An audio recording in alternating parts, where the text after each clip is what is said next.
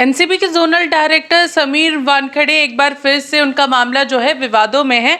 आपको बता दें कि आर्यन खान के ड्रग्स केस मामले को लेकर के सीबीआई ने यहां पर एफआईआर दर्ज किया था और एफआईआर से कई सारी चीज़ों का खुलासा हुआ है, जहां पर एफआईआर से पता चल रहा है कि यहां पर केपी गोस्वामी जो कि गवाह थे, उनके जरिए यहां पर शाहरुख खान से 25 करोड़ रुपए यहां पर वसूलने की प्लानिंग की जा रही थी। कई सारी चीज़ों का और खुलासा हुआ है इस एफआईआर के जरिए, जहां पर ये केपी गोस्वामी जो है वो यहां पर समीर वानखेड़े की ओर से यहां पर 25 करोड़ रुपए यहां पर वसूलने की कोशिश में थे। हम लोग इन तमाम चीज़ों को लेकर के चर्चा करेंगे और सीधे इन मुद्दों को लेकर के हमारे एडिटर से बातचीत करेंगे, नित्यानंद शुक्ला जी से, कि क्या इसमें कुछ पॉलिटिकल एजेंडा भी है क्या। इन तमाम चीज़ों पर चर्चा करेंगे। क्या लग रहा है इस पूरे मामले से कि इसमें कुछ पॉलिटिकल एजेंडा जो है वो यहाँ पर है क्या भारतीय जनता पार्टी का? देखिए, एक चीज़ तो ये है कि जब ये रेड हुआ था तो उस समय में राज्य में आपको एनडीए की सरकार थी, उद्धव जी उस समय में मुख्यमंत्री थे और केंद्र में बीजेपी की सरकार थी। तो उस समय में एक बातें आई थी कि ये एक गलत केस में उस समय उस तरह की चर्चाएं आई थी और लगभग 1 महीने के न्यायिक प्रक्रिया के बाद शाहरुख खान के बेटे जो आर्यन खान है उनको बेल भी मिला था। तो उस समय में भी बातें उठी थी। उसके बाद आप देखिएगा धीरे धीरे इस केस में वहाँ भी राज्य सरकार में भी सरकार बदल गई, केंद्र में तो अभी भी बीजेपी की ही सरकार है। तो उसके बाद सबसे पहला स्टेज देखेंगे हम लोग तो एक देखते हैं कि आर्यन खान पर से केस को ख़त्म किया गया, तो ख़त्म कर दिया गया। चलिए, एक वो इशू था। दूसरा, अब उससे भी आगे बढ़कर सीबीआई ने रेड किया और जो उस समय एनसीबी के जो जोनल डायरेक्टर थे समीर वानखेड़े, उन पर एक एफआईआर भी लॉन्च किया गया है। और इसमें जो एक केपी गोसाई जो इंडिपेंडेंट विटनेस हैं, उनके रोल को लेकर उस समय में भी क्वेश्चन उठा था और अभी जो सीबीआई की जो रिपोर्ट आई है उसमें भी ये आया है कि उनका जो रोल था वो कहीं ना कहीं समीर वानखेड़े ने उन्हें हद से ज़्यादा छूट दे रखी थी और 25 करोड़ रुपया डिमांड की भी बात आई है कि 50 लाख रुपया तक तैयार थे वो शाहरुख खान की फैमिली देने के लिए। तो ये बातें आई हैं। अब इसमें एक चीज़ जो पॉलिटिकल सर्किल में चर्चा चल रही है कि बीजेपी की सरकार है और शाहरुख खान का कहीं ना कहीं आप देखिएगा पिछले यूपीए सरकार में उनका यूपीए और गांधी परिवार के साथ बहुत अच्छे संबंध, मधुर संबंध रहे हैं।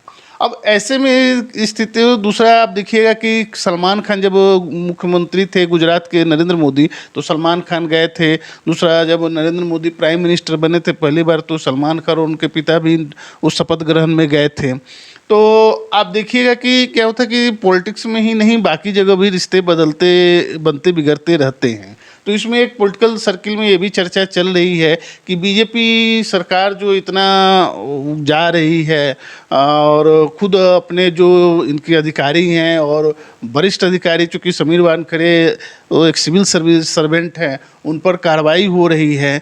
तो कहीं एक ये भी चर्चा है कि पर्दे के पीछे कोई शाहरुख खान के साथ कोई बैकडोर बातचीत वगैरह कुछ चल रही हो और उसका बीजेपी आने वाले समय में कोई इस्तेमाल कर सकती है। तो भी इस तरह की बातें राजनीतिक में आ रही हैं।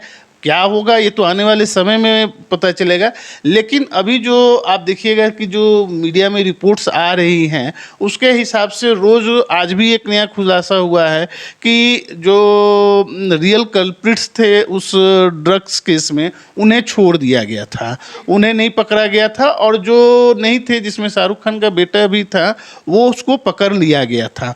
तो ये चीज़ें जो हो रही है तो एक कहीं ना कहीं एक देखा जा रहा है कि एक माहौल बनाने की भी कोशिश है कि भाई बीजेपी की सरकार है तो उनका है कि देखिए हम ऐसा नहीं है, हमारी जिनके साथ संबंध खराबी हो उनको भी अगर जो गलत हुआ है तो एक तो वो है।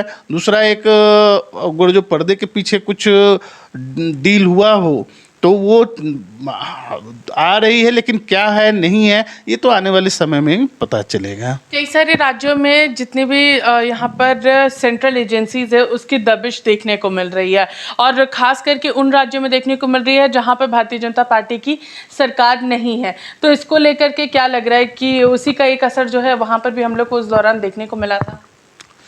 देखिए, एक चीज़ क्या है कि बात यह है कि जो सीबीआई या ईडी किसी चीज़ पर रेड कर रही है, तो रेड इसमें यह है कि जो लोगों पर रेड कर रही हैं, हो सकता है उसमें कुछ लोग पर गलत रेड हो सकता है, जैसा विपक्ष का एलिगेशन है। लेकिन मेजर केसेज है। अब जैसे झारखंड में ही आप देखिए, पूजा सिंघल के हुआ था तो 19 करोड़ रुपए उनके सीए के यहाँ से बरामद हुआ था। छवि रंजन की जो चीज़ें आ रही हैं कि ज़मीन घोटाले, मैंने कैसे सेना के ज़मीन को एक वो बेचा गया, तो ऐसा नहीं है कि कुछ केसेस तो हैं जिनमें दम है, जिनमें रेड हो रही है, पैसा भी, जैसे बंगाल में पार्था चटर्जी थे, वो ममता बनर्जी के काफ़ी नज़दीकी थे, लेकिन उनके यहाँ से लगभग, उनके जो करीबी महिला दोस्त थी, उनके यहाँ से लगभग 50 करोड़ रुपए 2 बार में रिकवर भी हुए थे। तो ऐसा नहीं है कि हम ये कह सकते कि जो सारे केसेज हैं वो उसे शक की ही निगाह से दे। कुछ केसेज में स्ट्रॉन्ग एविडेंसेज हैं लोगों पर हो रहे। हाँ, ये बात ज़रूर है कि जो बीजेपी के लोग हैं या जहां बीजेपी की सरकार है, वहां पर वो कार्रवाई देखने को नहीं मिलती है। जिस तरह से विपक्षी राज्य द्वारा जो शासन में सरकारें हैं, वहां के लोगों पर कार्रवाई देखने को मिलती है। तो इन तमाम चीज़ों को लेकर के हम लोगों ने चर्चा की, किस तरीके से जिन भी राज्यों में भारतीय जनता पार्टी की सरकार नहीं है, वहाँ पर जो यहाँ पर सेंट्रल एजेंसीज है वो उनकी दबिश देखने को मिल रही है।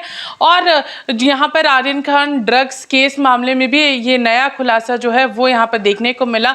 पॉलिटिकल एजेंडे से भी यहाँ पर कई सारी चीज़ों को देखा जा रहा है। क्या कुछ आने वाले समय में होता है वो तो देखने वाली बात होगी। फिलहाल मेरे साथ इतना ही, तब तक के लिए देखते रहिए रिपोर्टर पोस्ट। मैं पूजा, नमस्कार।